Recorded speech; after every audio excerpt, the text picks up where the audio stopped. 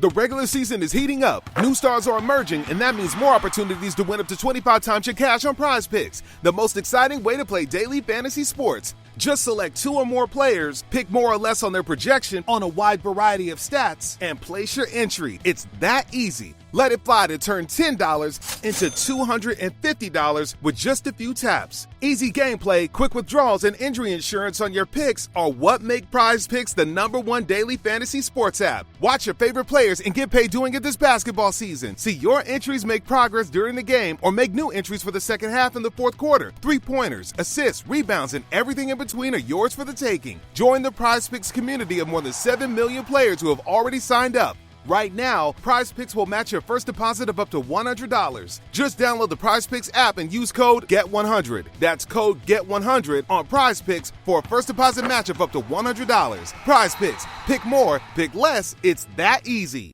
Hello and welcome. It is Eric Erickson here, the Eric Erickson Show this fine day. I hope the weather is beautiful where you are because it's kind of getting grim where I am. Those of you in Texas, I hope you survived the storms last night. The phone number, if you want to be on the program, 877-973-7425. I want to begin with a sticky subject. Full disclosure out of the gate. I don't like talking about race-related issues because I know through my upbringing, I don't necessarily have the quintessential American upbringing. I grew up in Dubai, moved there when I was 5 years old. We were definitely the minority in the country. There was a time when we as a family would tell people we were Swedish with our last name and my dad. We could get away with it when there were terrorists throughout the Middle East who did not like Americans. And we would come back to the States during the summer and live in rural Louisiana with my grandparents. My grandfather had been the mayor of my small town, Jackson, Louisiana, back during World War II. He built a grocery store in the part of town that was increasingly the black community and had great relations in the black community. He was actually, if I recall the story right from my grandmother, lost his reelection bid because he passed an ordinance requiring that people chain up their mules and horses because people were complaining about them going into each other's yards, eating each other's vegetation in the war gardens or the like. I remember my grandmother telling me that, but I didn't grow up there. Moved back to Louisiana for 10th grade. Started off at a small Christian private school that turned out to have been a school that was started in the late 60s, early 70s as schools integrated. It was an anti-integration school, Christian Academy. I didn't know any better when I was there. So I hesitate to talk about race issues in large part because I didn't grow up in this country. And I know there are aspects of it that I may not appreciate, but have tried very hard to build friendships both across racial lines and across the ideological divide on this issue. And we are at a point where I think we have a problem that I think one side doesn't want to discuss. It's a real problem. The New York City subway shooter is a man who, in a drunk rant on YouTube a month ago, talked about how white people and black people should have no contact with each other. And white people are angry that black people are no longer slaves. He could be an MSNBC host. In fact, I'm going to tweet that right now. Is this his audition video for MSNBC? I mean, listen, some of the hosts out there on MSNBC, my goodness. The man's name is Frank James. He appears to be galvanized by racial hatred. This is from Rolling Stone magazine. One of James's most egregious racist videos is, quote, "They hate Jew." A convoluted semi-autobiographical tirade uploaded to Facebook in late 2017 that finds him fantasizing about killing a Latino man whom he claims prevented him from advancing his machining career, and suggested that Jewish individuals have so much contempt for blacks despite undergoing the horrors of the Holocaust. Quote, these Jews obviously haven't learned from their experience. You know, it hasn't humbled them in the slightest. They're all, or a majority of them, still arrogant and still feel they're superior and something above black people. And again, those MFers don't contribute to life on this earth, but poop, pee, pollution, and death and destruction. Again, he could be, that may be his audition for MSNBC. That's the sort of rhetoric you get out of some of those hosts over there. And herein lies the problem. We have a New York City subway shooter who is fueled by black nationalism. Promoted something called the Black Liberation Army. The Waukesha parade killer, we haven't arrested the car yet. If you listen to the media reports, it was a car. It was a car that ran into a parade killing people, not a black man who, again, was fueled by black nationalism and a heavy dose of insanity. And also, Craig Greenville in Nashville, Tennessee, was the Jewish mayoral candidate who was shot by a man who is a black nationalist. The media wants us to know white nationalism is the problem. Here are 3 violent episodes in the last 6 months, all of which are black men fueled by black nationalism, but they also clearly have some deep-seated mental issues. Now, this has been the problem all along, has it not? You have people on the left, on MSNBC, in other news outlets. They are worried about stirring the pot of lonely single white men in a society that is moving beyond them, who, because of their problems and insanities and mental infirmities, could be provoked into violent insurrection against the United States of America. And in the last 6 months, 3 of the best cases outside of what happened on January 6th are black men provoked by the rhetoric in the media about white people, provoked by the rhetoric of Black Lives Matters, provoked by the rhetoric of white nationalists, or black nationalists rather, and we're not supposed to talk about that. The FBI says the greatest threat in America right now is white nationalism. Yet here are 3 violent encounters: a attempted assassination of a Jewish mayoral candidate, the murder of people at a parade in Waukesha, Wisconsin, and a man who shot up a subway in New York City, all of whom are black nationalists. We got a problem. And part of that problem is the press's refusal to even want to talk about this stuff. Keep in mind, the coverage of the Waukesha parade killer was framed very quickly to be the car, not the man. And very quickly, it faded from the headlines, just like the story in Nashville. It faded rapidly from the headlines. And this, too, I suspect, will fade rapidly from the headlines. This one will not fade as quickly because it's in New York City, and whatever happens in New York City, the media covers extensively, whether it's a snowflake or a shooting, much like the media is much more prone to cover things that happen to the media than anything else. It is a problem. And the Democratic solution, well, it's not to talk about this. Here is the coverage from MSNBC. But I want to be very clear. With no fatalities, what happened in New York, terrible and tragic, is just one part of a much larger story that we bring you now, because today's events highlight what is an ongoing gun violence epidemic in America. A gun violence epidemic in America. Nicole Wallace, also on MSNBC. Today's so far completely senseless shooting happening less than 24 hours after President Joe Biden announced a new measure to reduce gun violence in America. And while gun reform advocates, folks like Fred Guttenberg, who was on this program yesterday, say that yesterday's moves were a big and important step, the violence that we saw just today shows us how urgent gun reform is in this country, how overdue it is. Yes, that's the subject they want to talk about is gun control. They never, ever,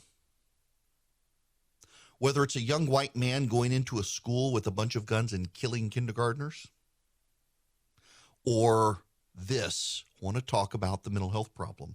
You know, they never want to talk about Chicago either. We never hear about the mass shootings in Chicago and the solutions there. Oh, you're not allowed to talk about it if you're white, apparently. That's a lesson I've learned in the last number of years.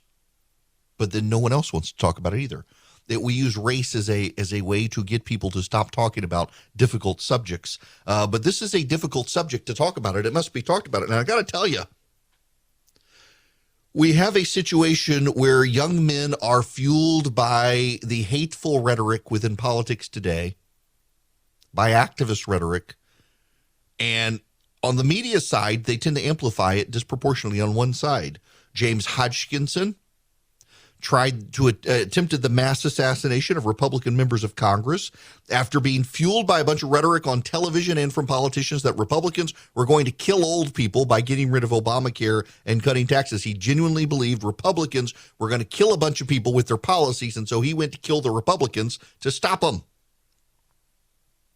Floyd Lee Corkins, fueled by concern that the Family Research Council was a bigoted, hateful organization that was deeply homophobic, went to the Family Research Council with a bag of Chick-fil-A sandwiches, intending to stuff the mouths of the deceased with Chick-fil-A sandwiches after he killed them. He was stopped by a security guard. He was fueled by left-wing rhetoric. This man, fueled by black nationalist rhetoric, pervasive on the left and on certain television channels like MSNBC. Same with the Waukesha Parade killer. Same with the guy in Nashville. All of them not mentally healthy people. And all of them turned to violence by left-wing rhetoric. And yet the media disproportionately and the federal government, the FBI, that is batting 1,000 on losing major cases against white nationalists these days, all of them say white nationalists are the problem. White supremacy is the problem. You know, it is a problem. It's a sin. It's a problem. But I would submit to you that the FBI failed in its case about the white nationalists in Michigan with Gretchen Whitmer. They have failed in that case. The FBI has actually failed repeatedly in a number of these cases that they brought to back up their contention that white nationalists are the problem. And meanwhile, we've got a bunch of black nationalists killing people. Maybe we need to reprioritize on what the problem is. And by the way, I don't actually think white nationalism or black nationalism are major problems. Just so you know where I'm coming from, the media disproportionately thinks white nationalism is, and in juxtaposition to that, you've got three violent attacks of people who are black nationalists. And when the media and the FBI went after the white nationalists in Michigan, turns out the jury found them all not guilty. I think we have bigger problems. One of those problems is a mental health issue in a collapsed and fallen society where people on television, partisans, use the most extreme rhetoric to stir the pot and incite violence. I think that actually is a problem.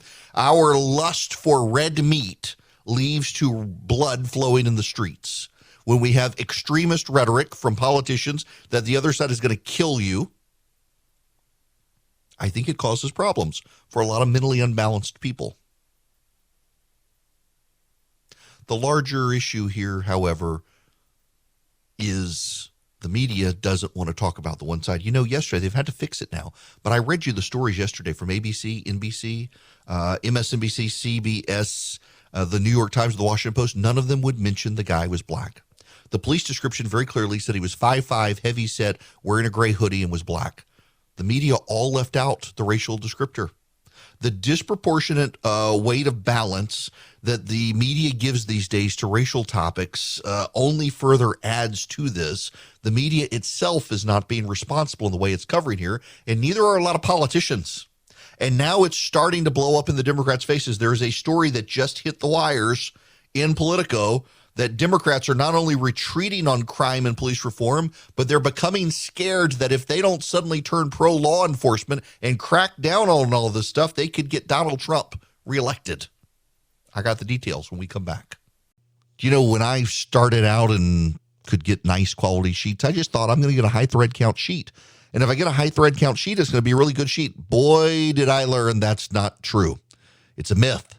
Boll & Branch, however, uses the best 100% organic cotton threads on planet Earth for superior softness and a better night's sleep. You can get a really good high thread count sheet, but if the underlying sheet is, well, crap, it's not going to work for you. Boll & Branch, however, my gosh, their sheets aren't just buttery, breathable, and impossibly soft to start, but they have the sign, the number one sign of a really good sheet.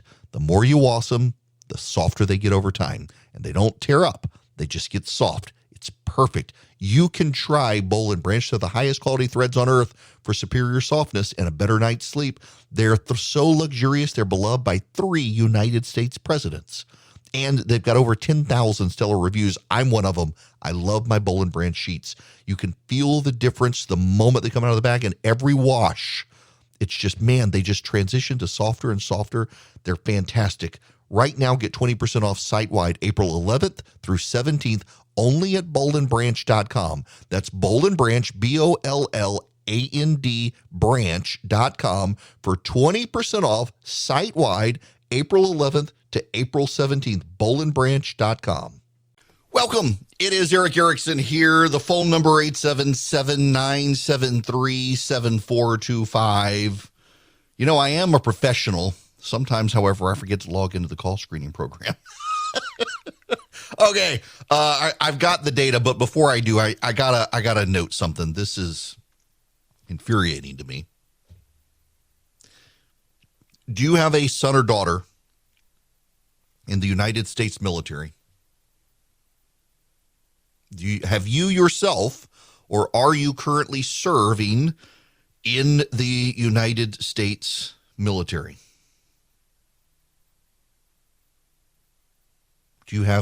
Are you, or a member of your family, one of the people who've dedicated their lives to fighting for the freedoms of this country? If you are in the military or have a loved one in the military who is standing up to put your life or your child's life or your loved one's life on the line to fight for and defend the freedoms of this country around the world, Marjorie Taylor Greene, the congresswoman from Georgia, wants you to know you are throwing your life away. She was speaking on podcasts by the former Fox host, Lou Dobbs. She said people should not be joining the military right now, from the vaccine mandate to woke training. She made the remarks after Lou Dobbs questioned the quality of people in the Defense Department and suggested the military was struggling to attract new recruits. She said, "You're throwing your life away." I want you to know, if you are in the military, and I have a friend of mine, went to law school, joined the Marines, defending this country, you are not throwing your life away. And it's unfortunate. I remember the days when progressives in Congress would vilify our military. And it used to be a thing that the vilification of the military came from the left. And unfortunately, it now depends on who's in the White House. And you will have some members of Congress on the right vilifying the military. I want you to know you're not throwing your life away. You are doing your part as a patriot to defend this country. The commander-in-chief, thanks to our blessed Constitution, which you swear to uphold. You don't uphold the President of the United States, but a Constitution. It happens to be the oldest written Constitution on planet Earth, and it still serves us well, even as the politicians don't serve it well, but you serve it well. And I thank you for your service. And I pray that the people of the 14th Congressional District in Georgia might consider that they can find a different candidate who does not insult the service of our patriots in uniform, who will give them the conservative politics they support without also being an idiot. Jennifer Strahan, I believe her name is running against Marjorie Taylor Greene.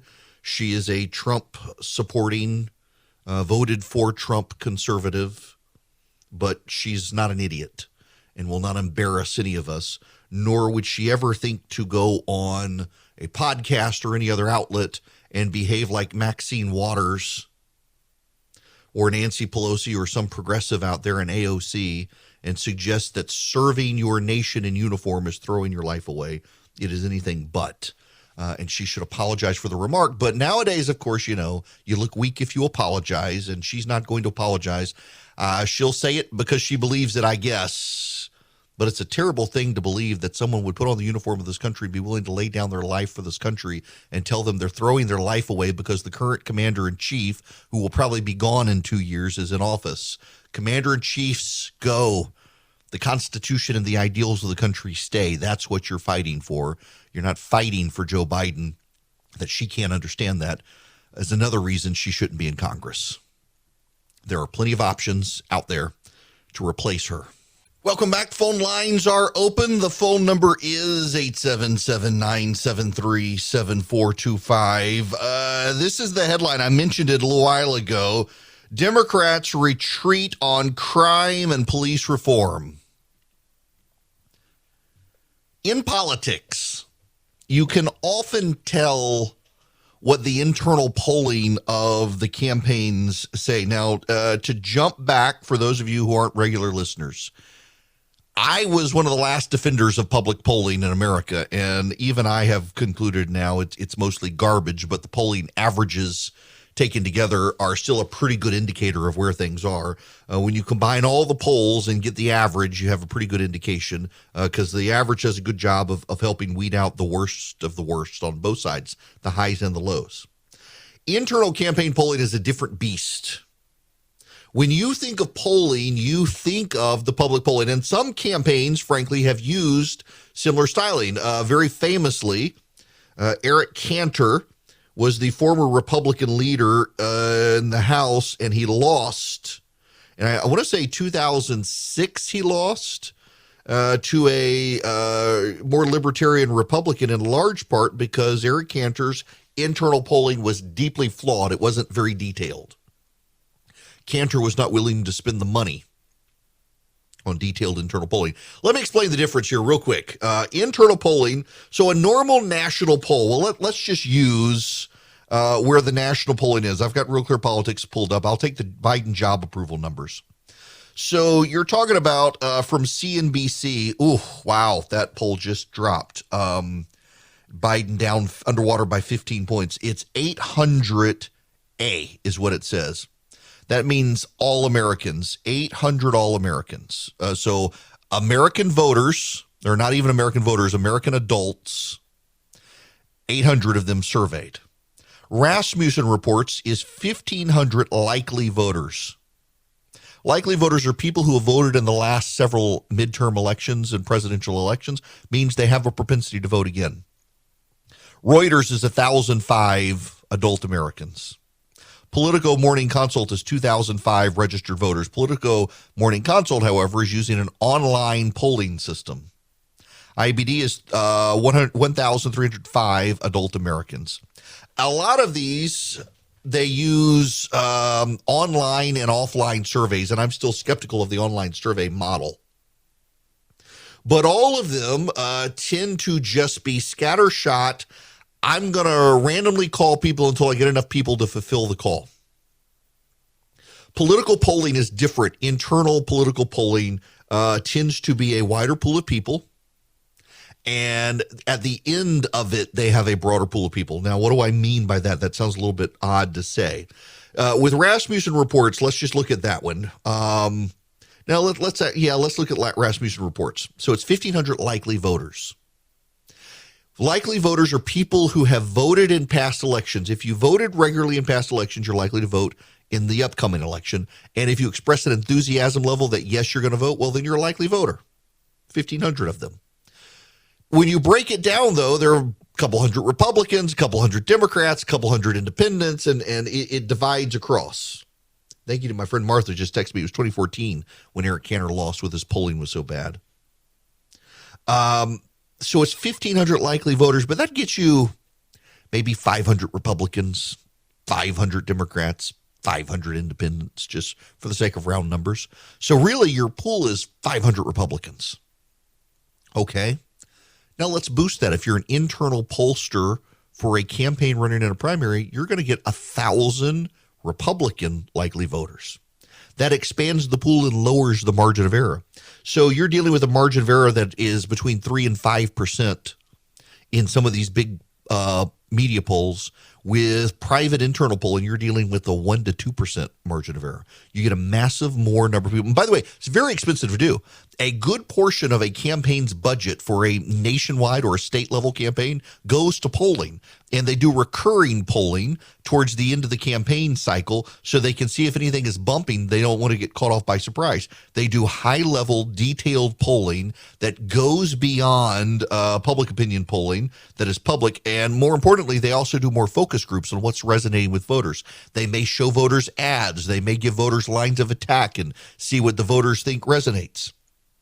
So when at the national level, a political party suddenly gravitates towards a singular message, you know their internal polling is showing something that you and I may not yet see, we may have a perception of, but their polling has picked it up and they know they need to go in a direction. That's why it's notable that Democrats have decided they must run as fast as they can towards law and order. It tells you that their internal polling shows them this issue is killing them. Back to this Politico story. President Joe Biden is proclaiming that it's time to fund the police, and pouring more money into law enforcement is in his budget plan. Democratic mayors in deep blue cities are promising to hire hundreds more cops. Even in liberal bastions like Los Angeles, candidates are sprinting to claim the tough on crime mantle. If 2020 was the year progressives reordered the traditional politics of crime and policing, 2022 looks like the year centrists are regaining their footing and nullifying those gains. 2 years ago, the police murder of George Floyd in Minneapolis sparked calls from progressive activists to strip funding from cops, eliminate cash bail, and make other sweeping changes to criminal justice policy. Black Lives Matter protesters succeeded in pushing the conversations leftward, leading cities to flatten or even reduce resources for police. That was then. Now, an uptick in homicides across the country is upending those advances, representing a setback for the left in the ongoing war between the Democratic Party's centrist and progressive wings. Undoubtedly, there's been a backlash, says Maurice Mitchell, leader in the Movement for Black Lives Coalition, national director for the left-wing Working Family Party. You think in Philadelphia, where George Floyd's murder prompted the city council 2 years ago to reject the mayor's request for $19 million in police funding, top lawmakers this year are asking for millions more in cops. That's on top of a $24 million boost to the police budget already proposed. In New York, Eric Adams beefing up the police. In Nevada, Democratic Senator Catherine Cortez Masto, former state attorney general, is reminding voters she worked closely with law enforcement. In Washington, D.C., the city council cut the police budget in 2020 over the mayor's objections, and now the mayor's proposing hiring hundreds of more police officers. There is a real concern among Democrats. They overplayed their hand. There is a real concern, in fact, that they could enable Donald Trump to come back. There's a fear. In an NBC News poll last month, 73% of voters, not all American adults, voters, said they'd be less likely to vote for a candidate who supported defunding the police. In Seattle, where the local Democrats tied to the defund movement were cut down in municipal elections. Sandeep Kaushik, a Democratic strategist, said the result was that a lot of the wind has come out of their sails. Voters, he said, are seeing images of Seattle and crime and disorder. They're hearing that nobody's being prosecuted anymore. I'm terrified this stuff is going to reelect Trump in 24. Forget about the midterms. I'm terrified this stuff is going to take down Biden if he runs for president again. That's the quote. That's the quote everybody circulating today. And it's true. They overplayed their hand on this. They really thought you guys wanted to defund the police. They really thought you guys wanted to shake things up more than you did. And they really thought many of you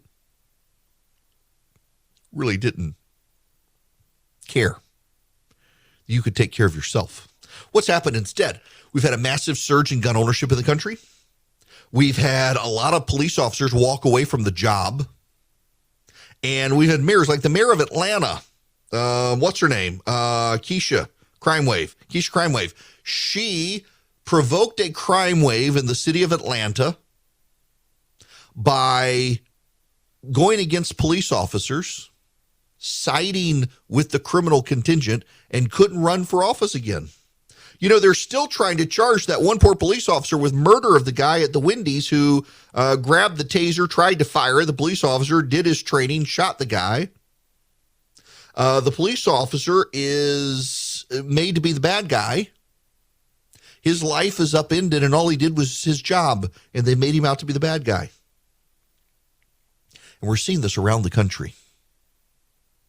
The voters have had enough of it. And the Democrats clearly are seeing it in their internal polling. The Democrats can't do anything with inflation.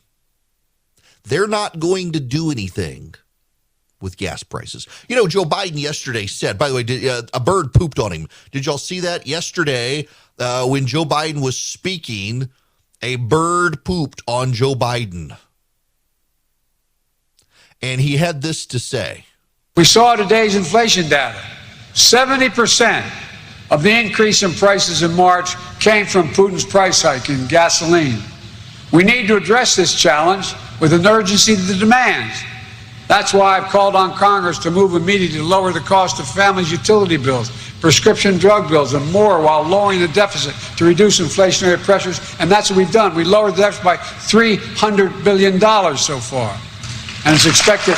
So, folks, we can do these things without raising a penny in tax on anybody in this hall. In this giant barn. He got pooped on by a bird. And he went on to admit that allowing E15 ethanol really isn't going to do that much. In fact, it's probably not going to do anything to help. They're kind of helpless at this point. All the Democrats know how to do is spend more money. So about the only thing they can do is spend money on hiring police officers to make people feel safe. People in this country do not feel safe. And you know, ironically, so many of these good white liberals in politics decided they would get rid of police officers so black Americans in their neighborhoods would feel safe. And as a result, those neighborhoods are less safe. People feel less safe. And now those black Americans are voting for Republicans to refund the police that the Democrats defunded. Irony knows no ends. Let's go to the phones. The phone number 877-973-7425. Tony, you're going to be up next. Welcome to the program. Yes, I'm almost. How you doing today? Great. How are you? All right. I wanted to talk about how the Democrats have overplayed their hands. I'm sorry. Let me see that on. It's like when I used to work at a animal hospital, and like if you get a sick dog that's been starving, and you get that dog, and if you just feed that dog too much, it'll die. You have to feed it slowly to get back, because it can actually feed himself to death. Mm-hmm. The Democrat, they had the House, they had the Senate, they had everything, and they just went in and just went eating, just went crazy. And now it kind of like they overate themselves sick, and now they're getting results. And Yeah. That's what's happened to that's what's happening to the Democrats. But if we're fair about it, Tony, we do got to acknowledge it happens to both sides. Both sides love to go in, they control everything, they overplay their hands. The voters get mad, throw them out. We saw this happen with Republicans in 2018, and now it's the Democrats' turn. Yeah, but this might be one of the worst cases ever because they came in with such outrageous, the pipeline and then all this transgender stuff. It's like they just went in. Instead of doing stuff separately, it's like they did it all at one time. Defund the police, do this, do that, and it's just it was just too much, and it just caused their stomach to get swollen, and like I said, either you can die or even get even sicker. Yeah, when you do that, and that's the Democrat Party right now. That's such a good analogy, Tony. Thanks very much for the phone call. There is a big difference between this and that, between the Republican loss in 2018 and the Democrat loss now. The difference is that Republicans in 2018 were rejected because of public antipathy towards Donald Trump. The Democrats are being rejected because of their positions. It's not just a rejection of Joe Biden. It's a rejection of Democrats pushing to defund the police and causing a crime wave. Democrats pushing for big spending that caused inflation. Democrats pushing a Green New Deal that caused gas prices to go up. Democrats pushing the transgender agenda and critical theory in school. The public is rejecting the lurch left in ways they weren't rejecting a lurch right in 2018. They were rejecting the Republicans being apologists for Donald Trump. It's a huge difference. And you can see it play out here now because Democrats so thought that the public would tie Republicans to Trump, but Trump's out of office and the public doesn't care about the GOP being tied to Trump now. They care about the policies. Democrats really thought that they could stay in power and do all these things because the public so hated Trump, they take it out on Republicans again like they did in 2018, and that's not happening. Now, before I go to commercial break, I got to tell you right now, you can still get this amazing deal from Eden Pure, their Thunderstorm 3-pack. You can get it for less than $200. You're saving $200, and you get free shipping. What you do is you go to EdenPureDeals.com, EdenPureDeals.com, and you'll see a discount code box, and you put in ERIC3, ERICK3, and you will get $200 off the 3-pack. You will get them for less than $200. You'll get free shipping. And if you don't know what it is, if you're a new listener, it's an air purifier, and it's filterless. So you don't have to keep buying a filter. You just wipe it out on occasion. It does get rid of the dust and the mildew and the mold and the pollen and the bacteria and the viruses. But more importantly, it eliminates odors. Real-world test, as I mentioned, getting smoky odors out of a vehicle last week. Plugged it up, not even directly with the plug. I used a USB cord, plugged it into a cigarette lighter in a car, and just let it run for 30 minutes, and it worked. Got rid of the odors. You can get 3 of them. Use the discount code ERIC3. Get them for less than $200 at EdenPureDeals.com. Hello and welcome. This hour of the program brought to you by First Liberty Building and Loan. Wherever you are nationwide, they're going to help your business grow if they can. A lot of banks are skittish these days about lending money. First Liberty makes their own lending decisions. If you're a big business, want to get even bigger, and you need a loan $750,000 or more, if you're a small business and you see potential and growth, reach out to them, firstlibertyga.com. Tell them I sent you. See if they can help you. I want to go. Well, actually, no, I can't. We don't have enough time. I want to do justice to the phone call. So when we come back, we got to talk about the Ukraine situation. And, so there was this remarkable thing during the Trump administration. It's like every 3 days, Trump would tweet something and the story would change. And I don't recall constantly talking about a story during the Trump administration until COVID hit. And then every day it was COVID stuff.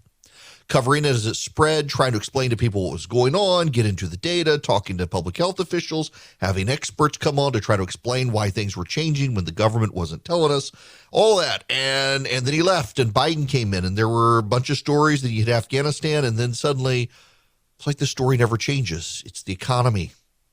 It's high prices. It's inflation. It's now Ukraine can't go away. And we're back to COVID. And I don't know if you've heard, the CDC and the TSA are extending the mask mandate for 2 more weeks on airplanes. Y'all, I think they just ought to extend it till November and just watch the red tide sweep away every Democrat in the country. The backlash is coming on masks at this point. Nobody cares about COVID anymore, whether they should or they shouldn't. And, you know, we're in a house where we had COVID run through it last week. And honestly, thanks to the vaccine and the weakness of the strain running through right now, it wasn't terrible. And it was my wife with a compromised immune system who got it. The rest of us were fine. And she lost her voice. She had no energy, but she's back on her feet. Thank God. I think people are ready to move on. And the only people who can't are the people with the power to control our lives. It's 2022. Things are still crazy. Things haven't settled down. And now you got the Federal Reserve and interest rates. You got the economy. You got inflation. A lot of banks won't even return your phone call. Let's say you're a small business and you need a loan for $750,000 or higher. You see an opportunity where banks, they don't even want to see you. You want to buy a building. You want to build a building. Reach out to the Frost family at First Liberty Building and Loan. They've been helping small businesses become big businesses since the 1990s. They want to help you if they can. So spend 10 minutes with them. See if you're a good fit for them and they're a good fit for you. Their website is firstlibertyga.com. That's firstlibertyga.com. Again, you need a loan, $750,000 or higher. You're a small business and you see an opportunity to grow. Share it with the Frost family and see if they can help you. Firstlibertyga.com. That's firstlibertyga.com. First Liberty Building and Loan can help businesses nationwide become bigger businesses.